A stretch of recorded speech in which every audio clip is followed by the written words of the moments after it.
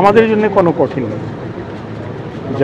যাদেরকে রক্ষা করতে হবে, কেউ যদি আইএসএল চ্যাম্পিয়ন হয়েছে, শিল্ড চ্যাম্পিয়ন হয়েছে, চাপ ওদের উপরে আছে, আমাদের উপরে কোনো চাপ নেই।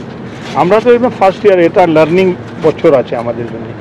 ওই জন্যে আমাদের চাপ বলে কিছু নেই। প্লেয়ারদেরকেও তাই বলা হয়েছে, তোমরা ফুটবল খেলো, এনজয় করো, তোমাদের মতন এনজয় করে খেলো।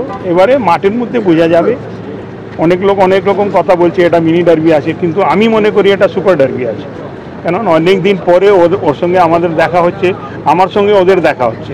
এবারে মাঠে বলে দেবে যে কে কী ডার্বি আছে না আছে। তো এগুলো আমার মনে হয় এগুলো কমেন্টস করা উচিত না। যে করেছে বা যে লিখেছে সেটা ভুল করেছে, কেন এটা সুপার ডার্বি। তুমি এক প্ল্যাটফর্মে তুমিও আছো, আমিও আছি, এক জায়গায় খেলছি, তোমার পয়েন্ট আমার পয়েন্ট সমান সমান আছে, তো মিনি ডার্বি বলার কোনো কারণ হয় না।